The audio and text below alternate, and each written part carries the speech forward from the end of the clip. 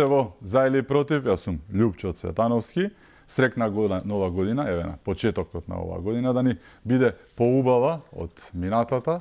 Многу здравје, берекети, убавини. Имам чест годинава да почнеме со новинарот Дарко Јаневски. Добре дојде. Добро ве најдов. Срекна нова година, срекни божики празници на сите и на вас, личувајте. Благодарам. И колумнистот Александар Ристевски. Добре дојде. Добро вечер, Љупчо, ми е задоволство и за почеток на гледачите на телевизија Алфа да им ги честитам новогодишните и престојните божигни празници. Нека има многу здравје, среќа и љубов во годината која престои. Дарко, да се вратиме на предходната пред да почнеме што не очекува во ова. Кој настан според тебе ја одбележа 2023-та? Тешка година по многу работи, но еве според тебе по што ќе ја паметиме минатата година? Па два моменти се клучни. Едниот е економската криза, која што поприми епидемиски размери, катастрофална состојба во економијата. Цените се неверојатни. Власта се обидува сето тоа да го нивелира на некој начин со податоците за зголемување на просечната плата, меѓутоа податоците укажуваат на тоа дека таа просечна плата се зголемува затоа што оние со ниски примања се иселуваат од државата, бидејќи не можете во исто време да се фалите со зголемување на просечната плата, а да ви се намалува бројот на вработени, што фактички се случува. Ние имаме 50.000 помалку вработувања во државата во споредба со 2017 година. Последни податоци се дека Македонија за овие 5 години има само 20% пораст на БДП кумулативно, што е катастрофално, например, во однос на Србија, Бугарија и така натаму, кои што имаат 50 до 62% пораст на БДП. Тоа покажува дека државата практично не се ни движи, бидејќи тој пораст на БДП која ќе се пресмета со порастот на инфлацијата, фактички се поништува. Економската криза ќе продолжи и во оваа година. Малку ми е чудно однесувањето на граѓаните кои што некако молкум го примаат сето, освен пензионерите кои што се обидуваат нешто да направат.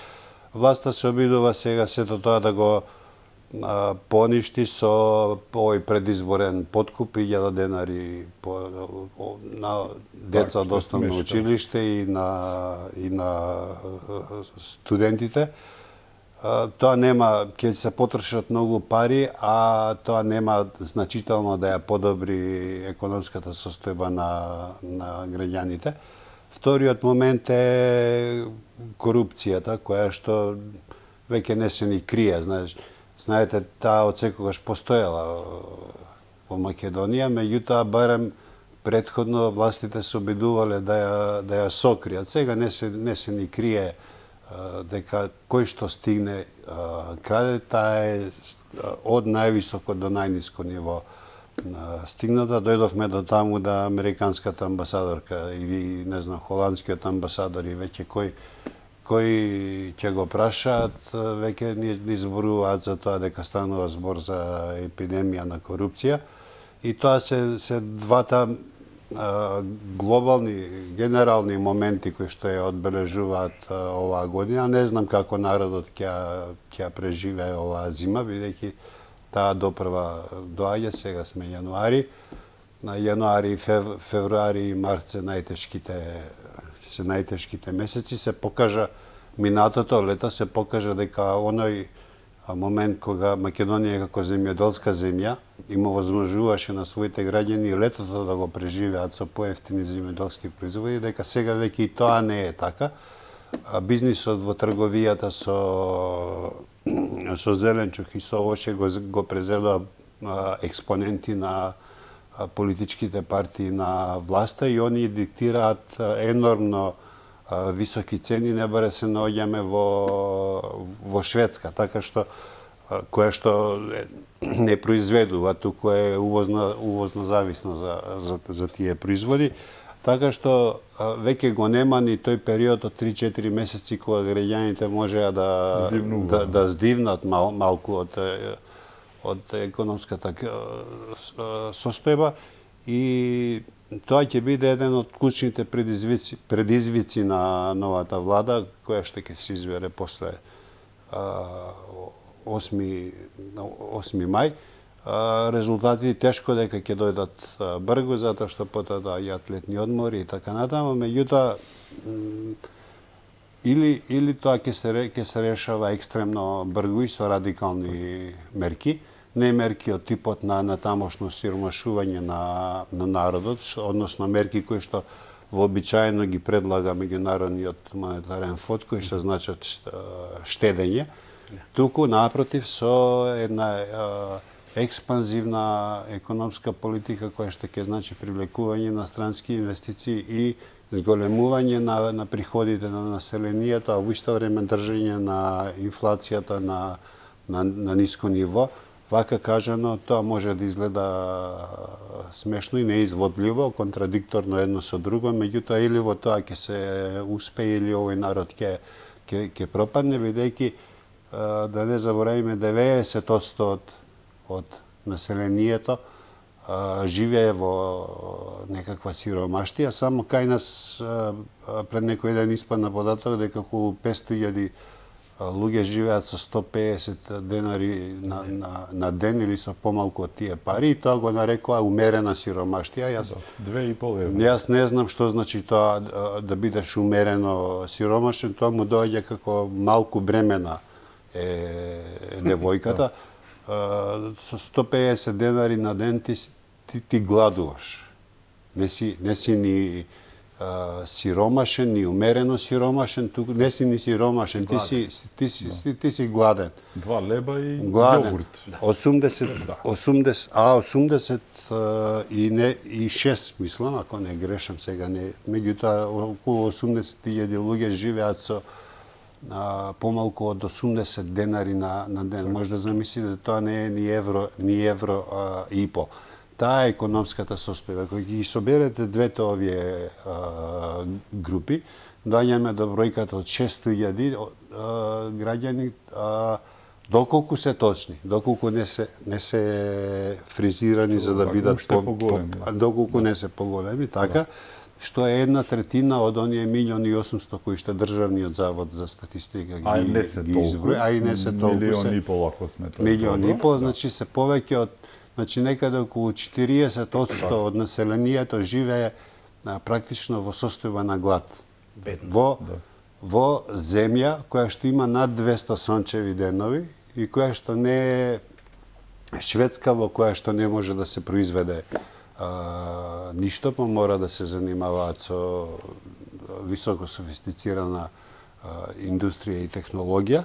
Овде практично во секој дом може да произведе нешто за храна, живееме во сиромаштија и тоа се двата моменти кои што генерално според мене ја одбележа ова година. Катастрофалната економска сиромаштија која го погоди населението, да ги додадам и оние 600.000 кои што ги спомнав, да ги додадам и тие 300.000 кои што взимаат од минимална плата до просечна плата. Значи, тоа се пари кои што се недоволни, кои што ќе ви овозможат да се храните некако бедно, меѓутоа се недоволни за било каков продуктивен и релаксиран живот.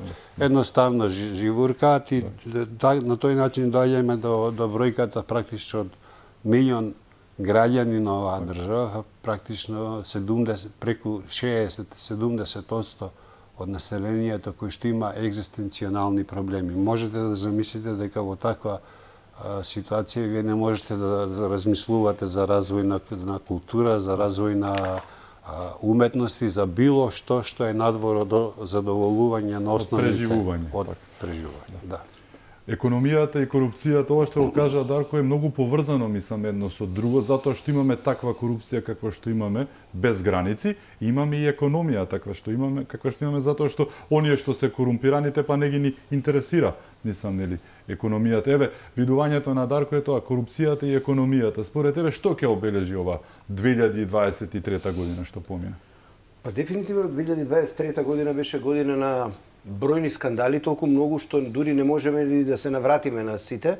Јас себе неколку емисии гледав каде што пред се луѓето по-опозицијски настроено пробуваат таксативно да ги наредат и секогаш успеваат уште 3, уште 5, уште 7, уште 10 работи, значи зборуваме, не зборуваме за ситни прекршоци каде што одредено да кажеме носител на јавна функција направил некоја ситна набавка, него зборуваме за крупни милионски суми, за злоупотреби каде што секој поинтелигентен човек ако му се праша како би постапил на одредена ситуација, би кажал нешто сосема друго. Значи, ние, пример, се знаеше однапред дека ќе председаваме со ОПСЕ и дека ќе правиме самит, да даеш ти 2 милиона евра за редефинирање, пренамена времена на салата, кај што ништо нема трајно да остане, и уште толку пари за изнемување на коли, да не забораваме дека ние во предходно судевме луѓе оти купиле службени коли. А и ги возеа со тоа. Да, а праксата вели дека тие нели колите за кои одредени луѓе беа судени, дека според МВР треба 10 да има такви, а не една, еве се испостави дека требало да има. Сличен е примерот во сите аспекти, значи селење на државна лотарија овде во околина кај вас што нема логика, моментално беше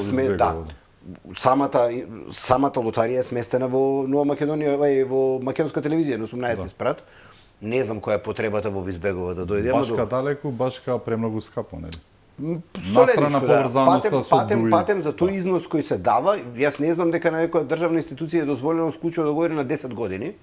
Обично договорите за закуп се на година, две, некој долгорочно на 10 години. Ама освен груби, кај него се е дозволено, така? Да, не се лажам. Валјда има...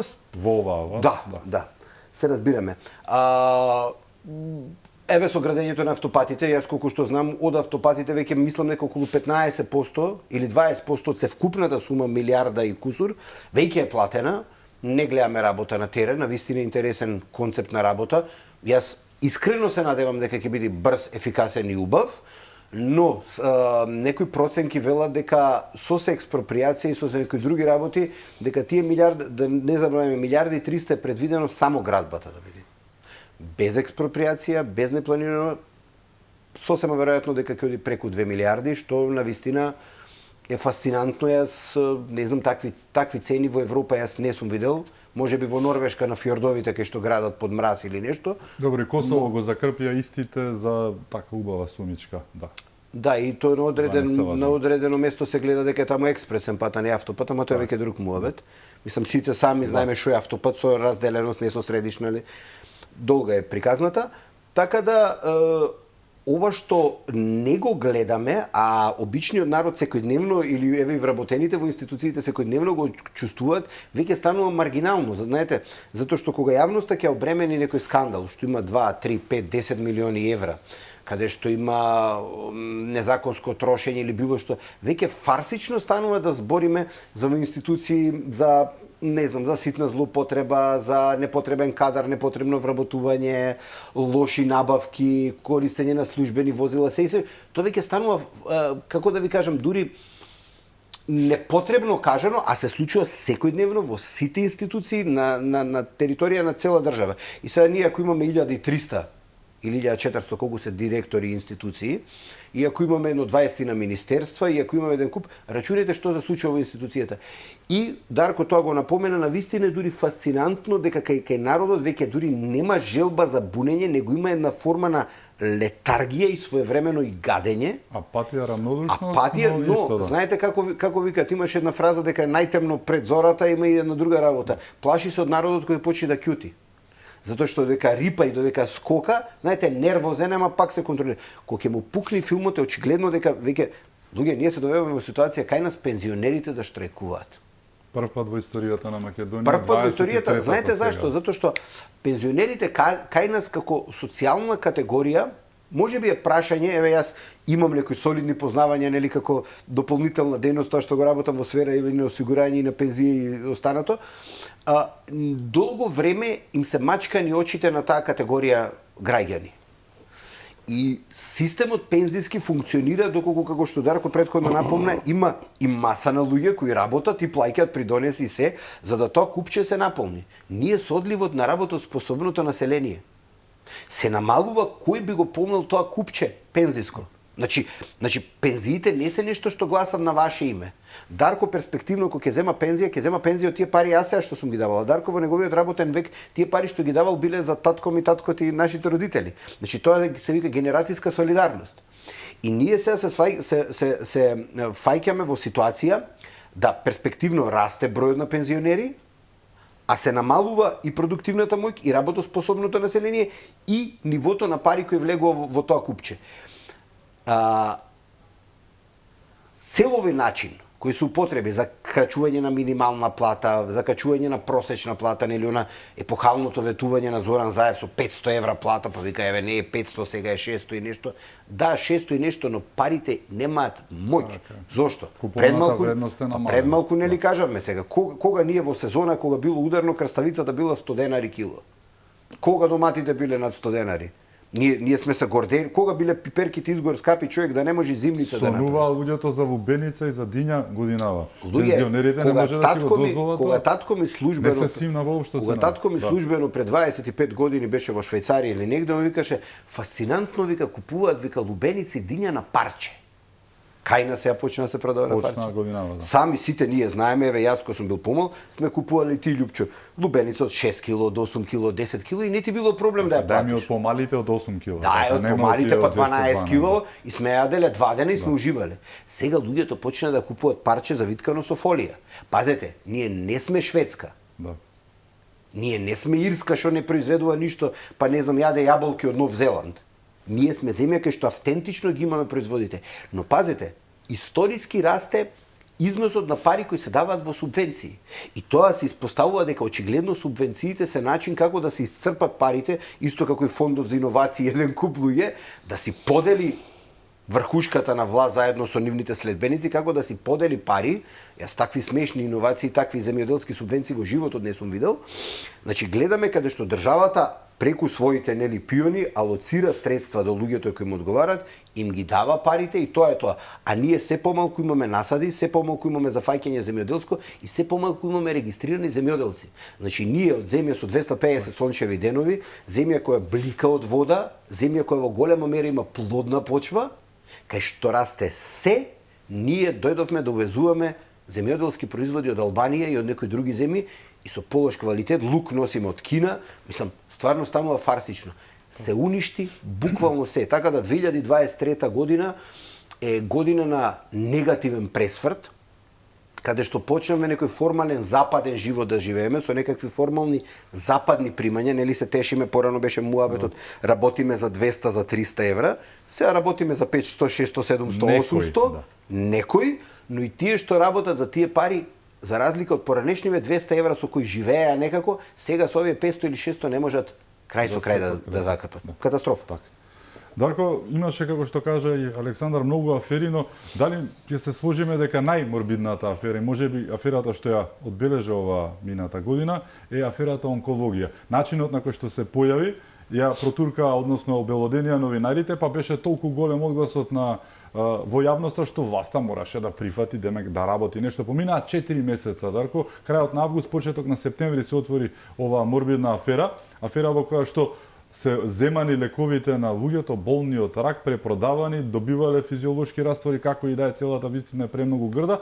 4 месеца поминаа, нема подигнато обвинение власта. Дали е оваа афера и показател на вистинскиот лик, да речеме, на оваа власт? Гледаме што зборувам, не гледаме што правам. 4 месеци без едно обвинение. Имавме анкетна комисија која што излезе и кажа, знаевме дека ќе ги кажа тие луѓе, затоа што логиката велеше дека кој ќе биде виновен за такво нешто, нормално, ако е политичка одговорност, зборуваме министерот, директорот на Фондот за здравство, директорот на болницата и директорот на санитарен и здравствен инспекторат. Тие ги посочија со наредени десетина членови што ги прекршиле и зошто не се, власта го отврди тоа како политички, нели, притисок и метнување на политиката во сето ова. Дали сепак според тебе, не знам, еве, според мене е најцрна афера, можеби и најлошата и најголемата афера во 2023-та е онкологија? Новинарите открија затоа што некому таму му пукнал филмот, Така, па да. ги оставил податоци. Така најчесто и бива, да. Да не се лажеме, Така да. бива, не можеш, не одиш Да. по улица па да ти паднат Да, најдов информациите. афера. Да, или Така. не знам, фамозното истражувачко новинарство Новинарство, кое што така, во да. Македонија Сум го видел многу открива какви работи сте во видели, знаеме како доаѓаат, некој добива документи. 2023 година, меѓутоа ако некој таму Поинаку не било.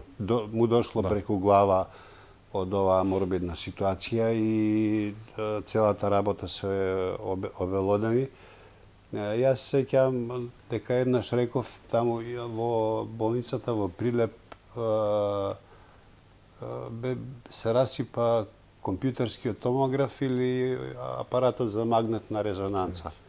И не работеше известно време и тогаш бев прашан и реков дека во овој момент државата треба да застане, да сопре се, бидејќи такво нешто не сме да се случува.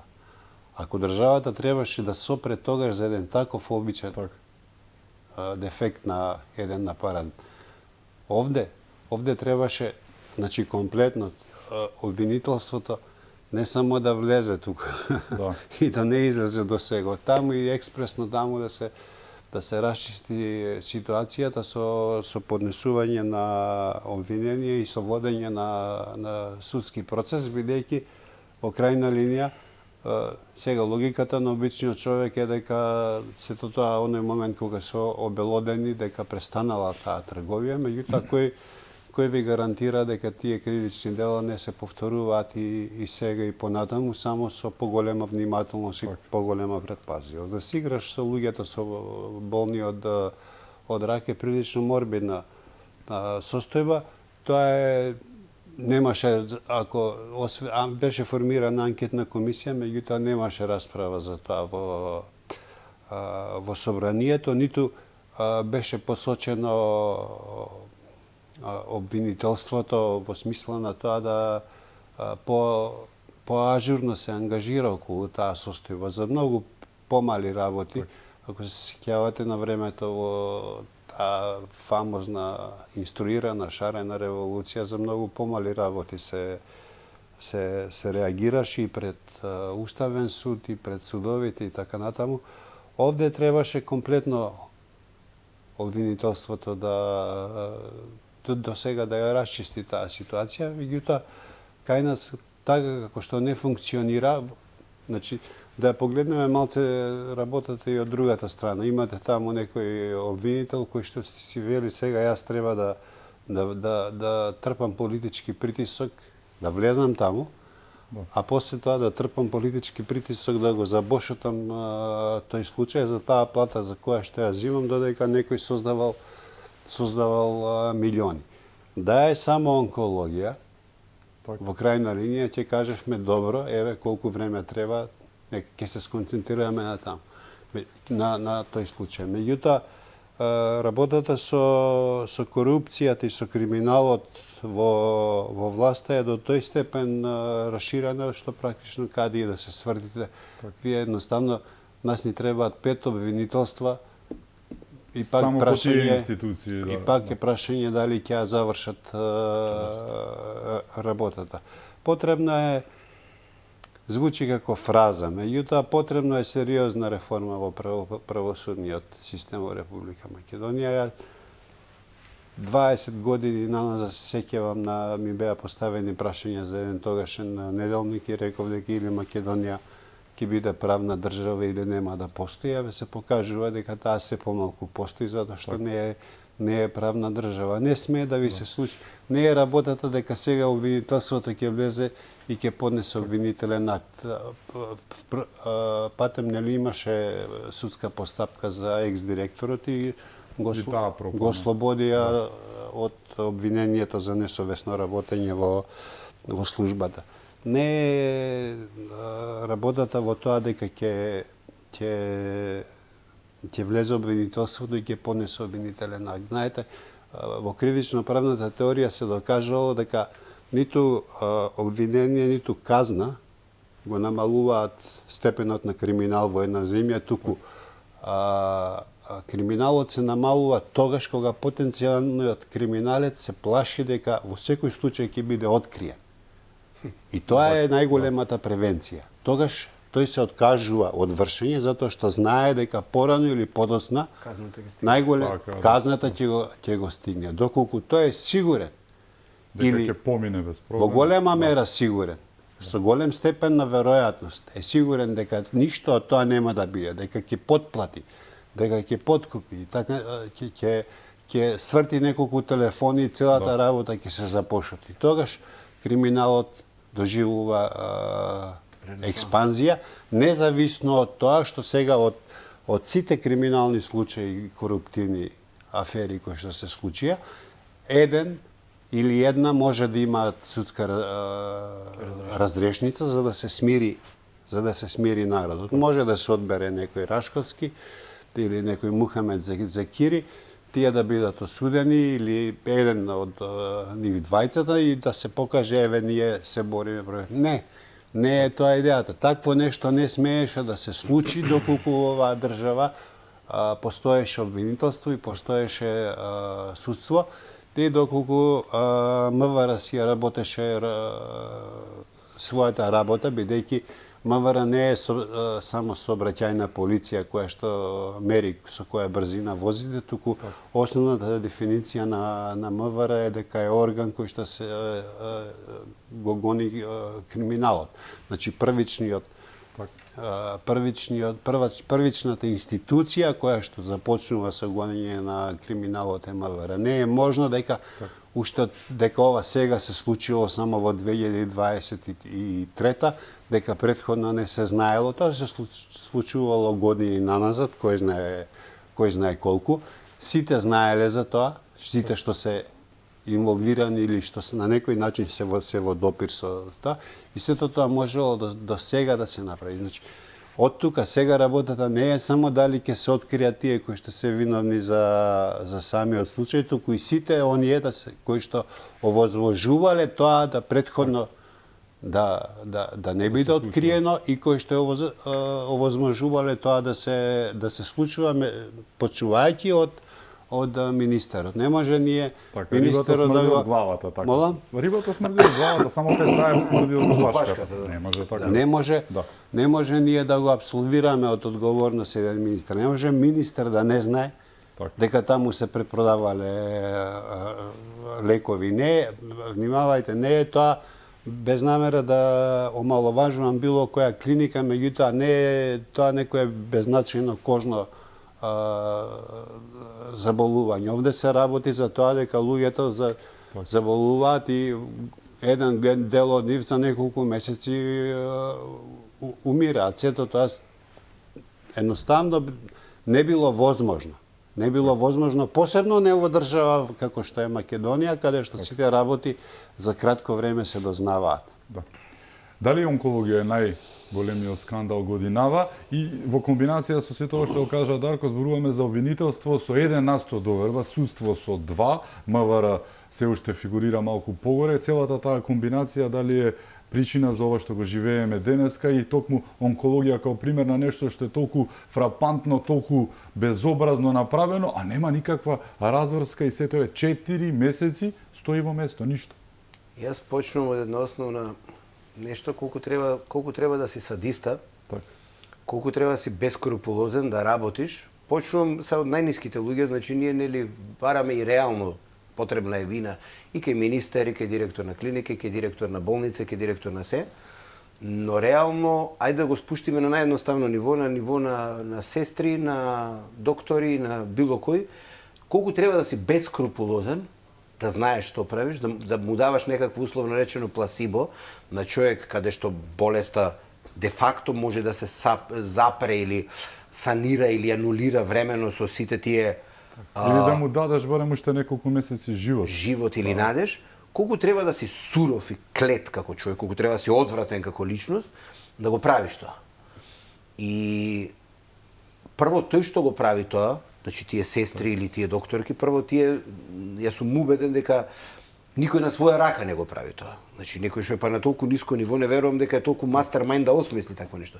Така да ние зборуваме за една цел нарушен систем на корупција и на изместени вредности, на едно осакатено живење, гледано низ призма на материјална корист, каде што се наплаќа, се тера приватно, а нели се треба да ни е покриено и во сфера на образование, и во сфера на социјала, и во сфера на здравство, затоа што на крајот на криштата денот од оној денар што се издвојува од нашите плати и гледајќи го уставот на Македонија, ние сме социјална држава, значи некои си основни потреби во секоја сфера нас ни се покриени со денарот кој го даваме, нели? Значи ние не сме како Америка каде што сите пари ти остануваат тебе освен некои одредени даноци, нели? Но се останато плаќаш. Ние затоа издвојуваме добар дел, ако си ја видите, нели платата која нели според закон се Бруто исплаќа. нето 50% од 30 и нешто 40% од вкупното купче што го земате. Да, значи државата ви го зема по разни основи. Вие очекувате за тој издвоен денар од сите во државата, вие да добиете услуги. Ние одеднаш се занимаваме со тоа, кај актуелниот министер кој е повлече некој за здравство, повлече некој може добри намери, тенденции, но на крајот се сведе за тоа колку плаќале граѓаните на Косово кај нас, па се поведе дека ќе ги укини економските директори, па не ги укинува, па дека повторно ќе ја централизира државата, не ја централизира, така да на крајот испадна дека тој настапува само со добри желби, и сите му беа добри, но не видовме ефикасност во задниве година дена, освен тие желби. Кога сега ќе ја земеме другата страна, од друга страна еве и самиот се пожали дека неговата влада во која тој учествува, дека не му ги вработува сестрите медицинскиот кадар кои со години работат. Од друга страна, ние за разни непотребни административци и за разни места каде што луѓе не одат на работа или се само фиктивно вработени, за нив има решение, за нив има унапредување, но тие кај кои утре зборот е да чукнам во дрво сите ќе дојдеме, нема можност за вработување. Знаете која е најлесно извозна работно способна сила од Македонија? Здравствените работници. Значи тие се молени да дојдат. Ако некој нема желба или му е ладно и неки дојде во Германија, одма ќе го вработат во Словенија, во Хрватска, на Малта, било каде. Значи тие се во состојба да бираат. Тие што ние ги вработуваме по институциите, верувајте ми, нив никој не ги сака. Јас се смеев пред некоја година кој имаше иницијатива на министерот тогаш за информатичко општество, која рече ќе се дадат дел од вработените од државните институции, ќе се пренесат во приватниот сектор. Драги мои, тие да може да влезат во приватен сектор, тие веќе ќе работе во приватниот сектор и по големи плати, секаде приватниот сектор, таквите кои државата би ги испуштила како прекубрени или непотребни, не ги сака. Тие се непродуктивен дел од општеството. Сега, кога свртиме сега за судството и за обвинителството, за вкупниот правен систем, ние имаме проблем што задниве 15-20 години се зборуваше дека самата влада, извршна власт и самата законодавна власт, собранието, премногу се мешани во судскиот систем, дека истата е контаминирана и дека поради влијанието на законодавната и извршната власт сме имале проблем со судството. Напротив, што се случи? Изминатите неколку години, 7-8 години, се влезе во еден процес на предавање на помалку или повеќе, целосно на ингеренциите на нив самите во фелата. Ви знаете што се испостави? Клиентелизмот кон политичките партии никогаш не е поголем задниве неколку години отколку што бил во минатото. Затоа што во минатото, доколку имаше некакво лобирање на владеачката структура, па бираше дали свој суди, дали свој главен јавен обвинител, се знаеше нели секоја структура како ќе дојдеше, си имаше еден кој ќе ги запамтиме низ историјата, еве кои имиња ги памтиме нели. За жал да. И Парчевски, Джикови, компанијата ќе ги памтиме кои имиња нели кои биле носители на тие функции. Денес се доведовме во ситуација и тоа се беа искусни луѓе со минат труд. Сега се доживеавме ниво да безлични ликови, небитни ликови, маргинални ликови испливуваат на површина. Па имате да кажеме 5 или 6 кандидати и наместо тие што се нели познати во јавноста или завршиле некој голем случај, токму тие за кои никој не е слушнал и на крајот мистериозно ќе излезе некоја слика со некого. Феноменот на Ковачевски. Да, добро така. И тие излегуваат во преден план. Така да самото решение, самата битка во правната фера и во обвинителската и во судската и севкупо во системот на правото, јас мислам дека во дадената ситуација е само доколку се сосече од нула и почне од нула, тоа што нас нели токму нашиот стратешки партнер не ни дозволи пред некоја година да го направиме, кога сакавме нели да направиме еден рез. Или второто е таа млада популација, таа полетна, што се адвокати, што се можеби обвинители, да покажат заби внатре во системот, самите да покажат заби, и да се изборат за внатрешни промени. Ќе биде тешко, таму се инфилтрирани еден куп очигледно луѓе кои работат и функционираат по нарачка, но време е за промени затоа што кредибилитетот, важноста и издржаноста на самата држава, на самиот систем во голема мера зависи од нив. Ние гледаме очигледни случаи кај што се поминува со банални казни, со фиктивни казни и на крајот на криштата, нели, и ти, Дарко, спомнавте за ликовите кои биле осудени, најголем дел, иако имаат ефективна затворска казна, на крајот завршуваат во домашен притвор. Од друга страна, други луѓе кои имале банални случаи, каде што може не еве да кажеме биле криви, еве криви биле. Вие да даете максимални казни, да ги осудите со некакви обвиненија кои се далеку од вистината, луѓе. Значи ние имавме еден дедо за кубење коза 4,5 години затвор, лежеше, луѓе милиони украли било што. Убиецот на кошаркарот го казнија 3 години. Значи ние имаме изместени вредности и главниот проблем што следната влада и владеачка структура мора да го направи, знаете ли кој е? Одговорност, секаква, вклучувајќи и кривична, на судиите. И ограничување на мандати. Не може вие да правите грешки, не може вие државата да ја доведувате во ситуација да плаќа оштети, да ви се поништуваат пресуди, било што, а вие никако никогаш да не одговарате. Максимум што може да ви се случи е ако се замерите со некој да ве разрешат. Или да ве наградат со претседател на Уставен суд, да. Например. Така. Имаме уште многу теми за отворање. Ќе продолжиме и натаму со разглобувањето, нели, раскринкувањето на оваа 2023 година, но што помина, ќе зборуваме и за 2024-та, која што туку ни започна, што не очекува и како ќе ја пребродиме, дали имаме сила да истераме избори како што треба покрај се што се случува, покрај подкупот кој што започна 4 месеци пред тоа. Со нас е Дарко Јаневски, Александар Истевски, се враќаме веднаш по рекламите. Останете со нас.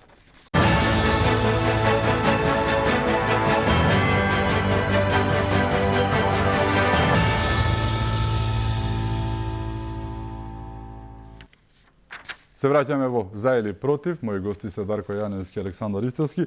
Дарко, ако избираме најнегативен, да речем, лик од 2023 година што помина, кој би ја имал честа според тебе? Знам дека изборот е голем. Изборот е голем. Тешко е да се избере еден лик, меѓутоа проблемот кај нас не е во ликовите, проблемот е во системот. А ако зборуваме за тоа дека правосудството, клиентелизмот никогаш не бил поголем, тоа е само затоа што ние, преминувајќи од собранискиот систем во социјализмот, кон така наречениот демократски систем и создавање на 3 независни власти, ние оваа власт комплетно ја направивме независна и да се функционира самата за себе. А поентата е дека тие 3 власти треба да бидат законодавна, извршна и судска независна, меѓутоа мора да постои системот на чек и баланс. Тие во теоријата тоа е познато, тие мора меѓусебно да се контролираат. Кај нас судската власт и обвинителството нема контрола врз нив, никаква, освен некаков си таму судски совет кој што реално повеќе е оптоварен со тие лични пресметки и така натаму, а не е со разрешување не со разрешување, туку со контрола на состојбите во судството и од тука почнува целиот проблем.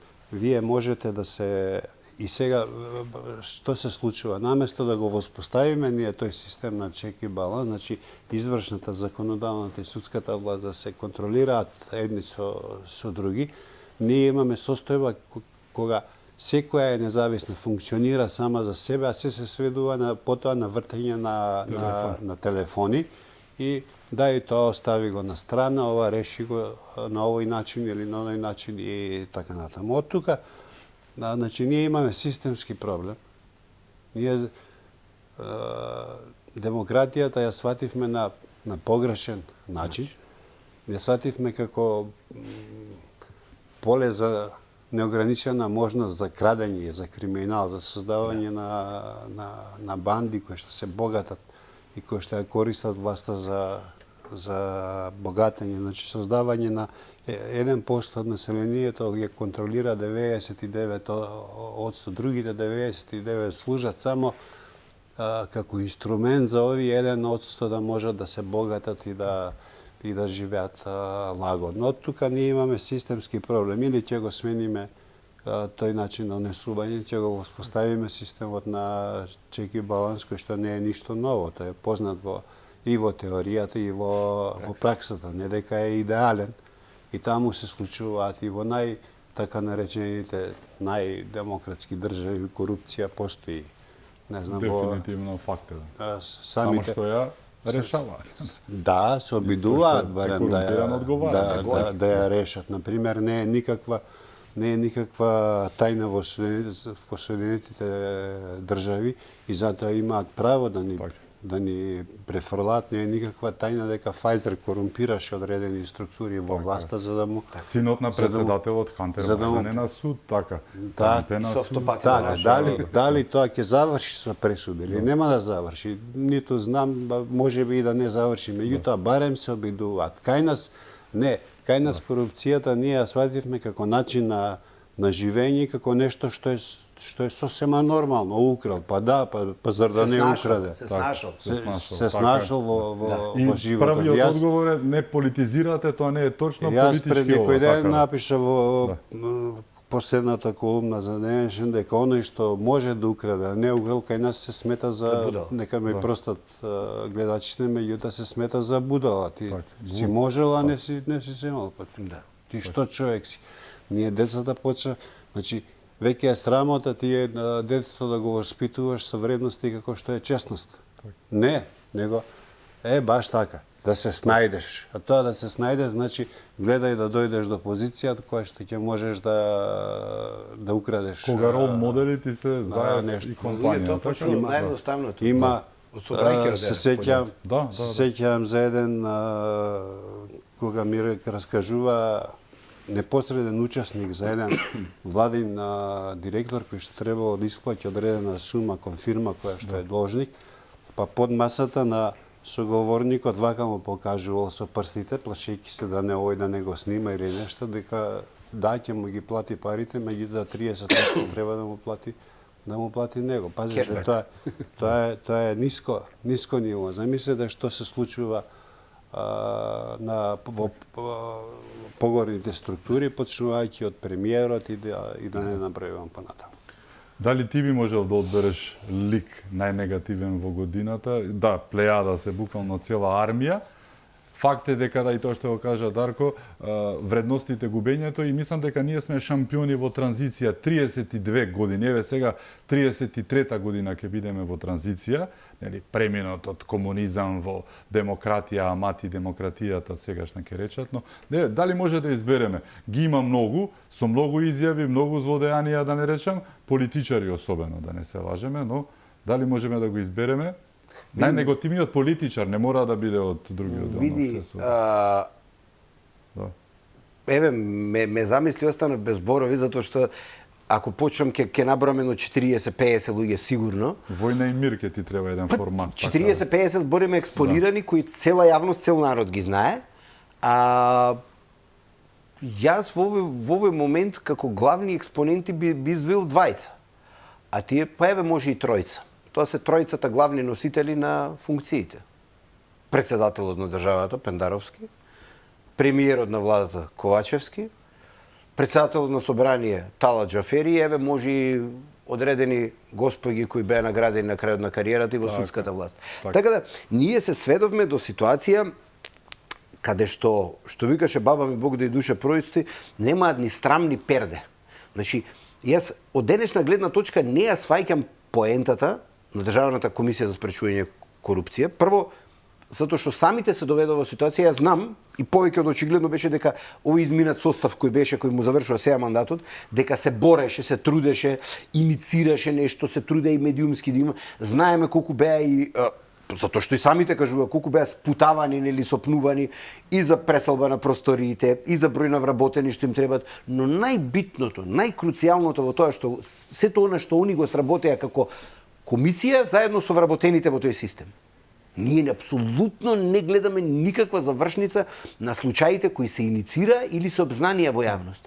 Значи, нивната битност, нивната релевантност станува депласирана или постојат фиктивно. Значи, тие иницираат случаи, кажуваат што направил Љупчо, што направил Дарко, што направил Алек, изнесуваат докази и нема завршница. Која е поентата? Вие во посериозни држави, кога веќе ќе ви се поведи таков случај или било што, кога ќе се изнесат докази за недоследност во работење, за неиздавање на анкетен лист, големување на имот, правење злоупотреба, еден куп работи кои во диапазонот на злоупотреби кои Државната комисија за спречување корупција ги сондира, прво ако ништо се случува, било кај да сте, ви се суспендира или ви се става во мирување функцијата. Или ако е премногу очигледно тоа што сте го направили, вие сте разрешени. Што и да правите? Нема кај нас такви, кај нас работа, нели, одговорен бил, не знам, од човечки ресурси, не видел, не се сеќава. Се префрла топката постојано, да релативизација, значи, и тие правеа. Она Дарко што го кажува дека е изгубена прво вербата во системот, тоа е прво, но второ дека нема заштитни механизми. Значи нема систем като што е, пример, директор си ти доаѓа ревизија и ти прави ревизија и се наоѓа нешто и сега што? Значи јас 100 пати сум го гледал во еден куп места, станува веќе депласирано и фарсично. На крајот се сведува на тоа кој колкав грб има во високата политика или во одредени центри на мојки. И сега знаете што ќе се случи? Момент да треба да се промени структурата. Кога ќе се промени структурата, знаете што ќе се случи. Така. Дојде 2024-та, ќе биде интересна година според сите показатели, не само во Македонија, и во Европа ќе има гласање за Европскиот парламент, работите одат многу надесно, што велат, заради сето тоа што се случува, следуваат и во Соединетите Американски држави избори, така глобално може да се случуваат промени, но во Македонија ќе ни се случат како и да е, сите анкети, не мора анкети, на улица ќе излеземе, гледаме како е расположението, знаеме колку пари имаме во џебот во нас со кое што почнавме, нели? И што покажува што мислиме. Мислиш дека ќе можеме да ги истераме овие избори како што треба, да имаме отпечатоци на прсти сега за посигурна работа, но ги фатија во аеродром веќе како подкупуваат на крајот на 23-та со кафе, брашно и кафе, верували или не, реминисценции на 90-тите, некои атавизми нели од минатото, орнаменти, но мислиш дека ќе оправиме работата и ќе се направи се како што треба? Подкупи ќе има, тоа е несомнено, пакети со храна, со тоа стандардно таму тие што содржат тие пакети зејтини, брашни и така натаму, тоа ќе постои. Ќе видиме дали ќе се успее да се спречи на одредени места полнењето на кутиите. Тоа е едно од клучните работи, меѓутоа мислам дека народот кога станува збор за подкупот, дојде во ситуација дека он ќе го земе подкупот, меѓутоа тоа нема да го смени неговиот преку глава име на сите? Неговиот став околу тоа за кого ќе гласа. Последната анкета покажа дека СДСМ има рейтинг од 5. Афинитет кон ПАСОК, така помалку од ДУИ. Што е, тоа е катастрофално. Катастрофално е тоа и не ги сваќам нивните потези со од една страна велат 660 милиона ќе дадат кај граѓаните, од друга страна тие 660 милиона се сведуваат на 1000 денари по студент или по основец. Не знам како ќе се извлечат од оваа ситуација, имаат време да преземат нешто порадикално во сферата на решавањето на корупцијата, економски тешко дека можат нешто да поправат, меѓутоа барем да манифестираат. Вториот момент кој што, меѓутоа мислам дека е јасно кој ќе победи, прашањето е со колку. предност. Предноста ќе зависи од тоа дали опозицијата ќе успее кај апатичниот дел од Да ги народот, анимира да излезат. да ги анимира да излезат. Тоа е нејзина задача, колку ќе успее во тоа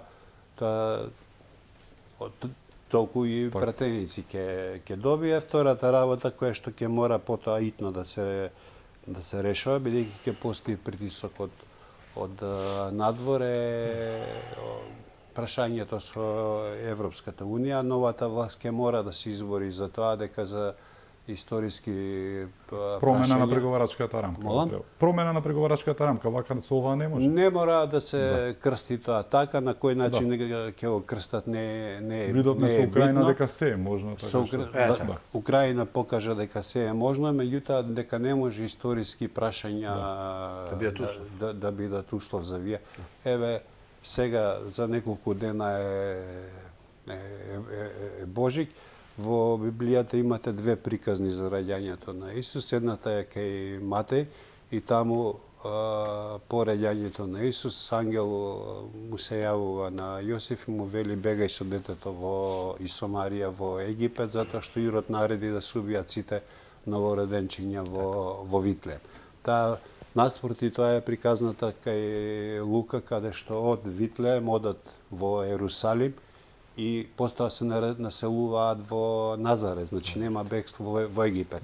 Двете приказни ако зборувам за ако ги гледате како историски документи. Сакам да ја доловам Преселбата ја има, но апсурдноста на тоа зашто преговараме. Еве да ја заборавиме Бугарија, еве Алфа нешто се обидува да исчепка околу комисијата со Грција, која што 5 години намира, никој не ја чепнал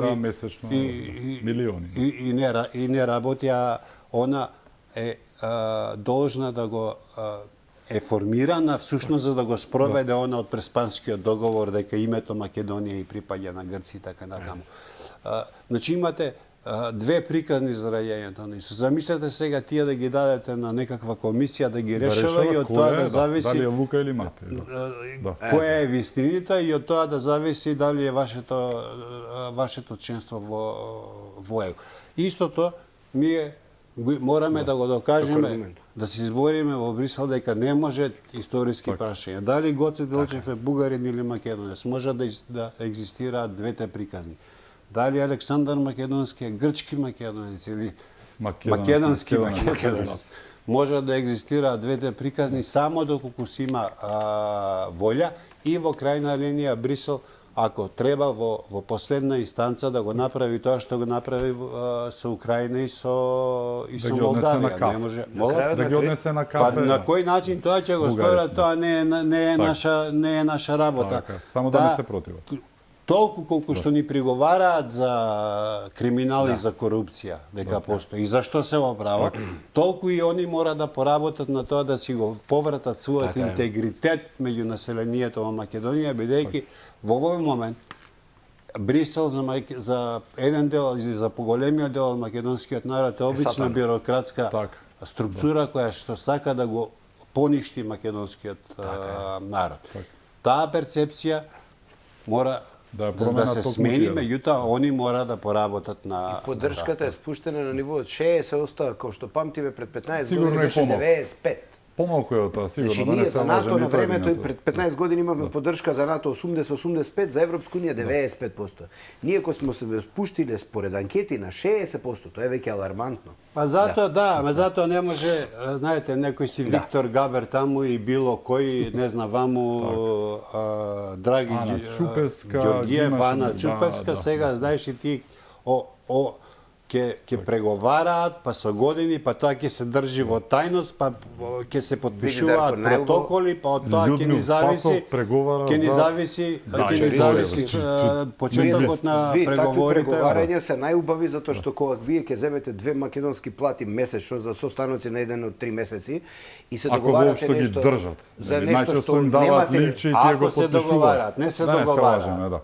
Не разговараат. Молам? Па разговараат или слушаат? Не, слушаат, им даваат, како што беше Преспанскиот, да не се лаже, им го дадат. Може би, дури, само да убрзаме малку времето ни лета. Јас сум уведен, дури Комисијата со Бугарија повеќе разговара Отколку ова со Грција. и дебатира отколку овие со Грција, затоа што таму работата им е чиста. Да. Александар Македонски е македонец, ама не македонски, толку Александар Македонски е грк и вие има да слушате и да се заврши Така е. таа работа и си ги смените учебниците. Отпорот го во овој момент, ќе видиме како ќе биде понатаму, го пружаат наставниците Ни систем. кои што низ системот, кои што инсистираат на тоа што е запишано во старите учебници кои што се уште не се променети и тоа може да се докаже низ примери, па дури и го бойкотираат името Република Северна Македонија, туку се инсистираат на она кај што треба да И одат и по старите програми, а немаат Но- учебници, па можат и да го Мола? прават. Одат по старите програми во училиштата, голем дел од нив затоа што немаат учебници, им дава тоа самото право да си го прават тоа што треба да го прават, а и предходната власт, односно министерка даде да си ги прават тие програмите, што дојде добре дојде кај оние вистинските наставници што ги вадат работите кои што треба. За крај сепак, еве, што да очекуваме оваа година, што очекувате да се случува, долга е годинава, ќе има многу работи, но накој со Јас мислам дека голем товар и големо бреме има на грбот на македонската опозиција.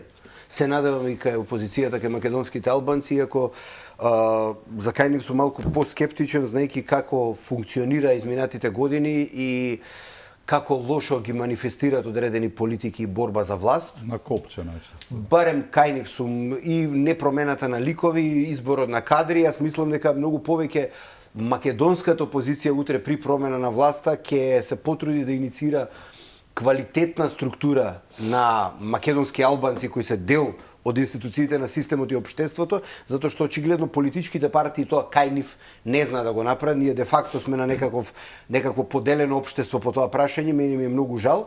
Сметам дека македонската опозиција ќе има огромно бреме на својот грб. Прашање од народот колку прво истата ќе успее да го анимира и да излезе и да ја даде целосна поддршка. Јас сум речиси скоро сигурно убеден дека најголемата опозицијска партија и незините коалициски партнери дека ќе одат преку 50 пратеници, дури мојата е проценка дека ќе одат и над 55. Доколку ја исполна таа бројка од 55, мислам дека веќе ќе се остави многу малку простор за тоа кој сака, кој може и каква желба има при составувањето на владата. Иако нели постои желба и нивна изјава за желба на 61 пратеник, јас мислам дека е тоа според мене предалечно, но не нереално и треба да се работи на тоа, треба да постои некакво обкрупнување на самиот опозицијски блок и борба за неискварени вредни професионалци во својата област, а партиците, тие што ја тераат политиката, тие треба да остаат, но треба многу повеќе простор да се даде на луѓето кои низ институциите на системот и низ општеството се докажале да им се даде шанса, но да нема никакви попуштања доколку и 5 денари алоцираат кај што не треба и една превара да направат или измама или било што, да мора да се одговара. Во ова 2024 после јуни месец, со почетокот на летото, јас од есента очекувам една серија на процеси, една серија на борба против криминал и затегнување на кајшот, но истовремено развој на економијата со алоцирање на тие средства кои ги имаме во буџетот, кој веќе не е мал, затоа што оваа власт во изминатите неколку години го дуплира. Парите да се наменат во инфраструктура, во образование и во здравство. Тоа е тоа. Промени секако, така. се разбира. Да. Се сложуваме дека промени ќе има. Начинот на кој што ќе се Мора да има за да оваа држава има било каква иднина и просперитет и за да не се има отидеме промени сите. или ќе пропадне. Или ќе Да. нема. Значи во нема многу Да, нема опции. размислување и многу избор. Што би рекол поранешниот наш председател на државата, иако беше фарсично кога го кажа тоа пред 20 години, изборот е еден. Така. Ви благодарам што бевте мои гости. Ми беше чест, останува уште многу време годинава да се сретнуваме и многу време, многу теми, така што ми беше чест уште еднаш. Ви благодарам Многу години. и вам што бевте со нас, да сте ни живи и здрави и чувајте се во оваа 2024 нов